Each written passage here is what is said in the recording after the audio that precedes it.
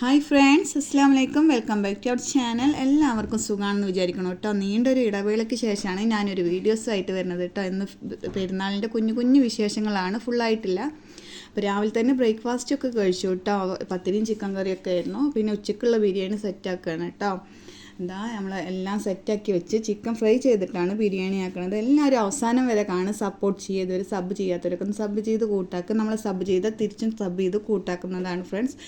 അപ്പോൾ നമ്മൾ നോമ്പെല്ലാം കഴിഞ്ഞ് പെരുന്നാളിൻ്റെ അന്നത്തെ ഒരു വീഡിയോ ആണിത് കേട്ടോ.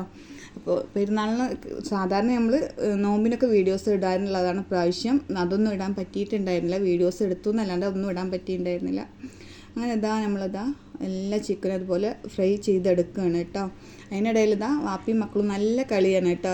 ജുമൊക്കെ പിരിഞ്ഞ് വന്നിട്ട് കുത്തുബക്കൊക്കെ പോയി വന്നിട്ട് ഉള്ള കളികളാണ്.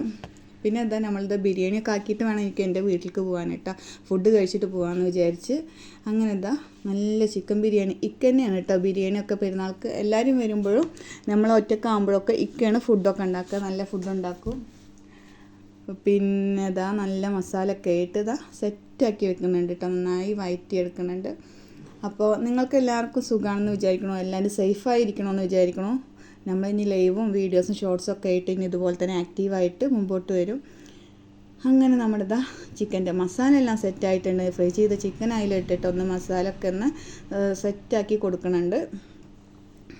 പിന്നെ ഇങ്ങനെ ഫ്രൈ ചെയ്ത് മസാല കൂടുന്നതൊക്കെ കേട്ടോ നമുക്ക് ഇഷ്ടം. കൂടുതലായിട്ട് ഇങ്ങനെയാണ് ഇഷ്ടം. ദമ്മിടണതിനേക്കാട്ടിലും കൂടുതൽ ഫ്രൈ ചെയ്തിട്ട് സെപ്പറേറ്റ് മസാലയാക്കി റൈസാക്കി ബിരിയാണി മിക്സ് ചെയ്ത് കഴിക്കുന്നത് ഭയങ്കര ഇഷ്ടമാണ് കേട്ടോ.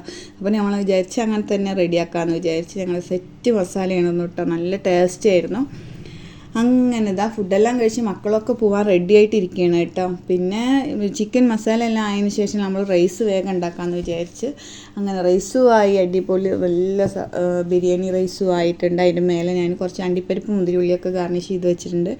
പിന്നെ മക്കൾക്ക് കപ്പ് പോലത്തെ റൈസ് ബിരിയാണി വേണമെന്ന് പറഞ്ഞപ്പോൾ ഇക്ക തന്നെ അതൊരു ബൗളിലാക്കിയിട്ട് തട്ടി കൊടുത്താണ് കേട്ടോ. അടിപൊളിയായിട്ട് സെറ്റായിരുന്നു കേട്ടോ. ഒരു രക്ഷയില്ല. നല്ല ടേസ്റ്റ് ചോറായിരുന്നു കേട്ടോ.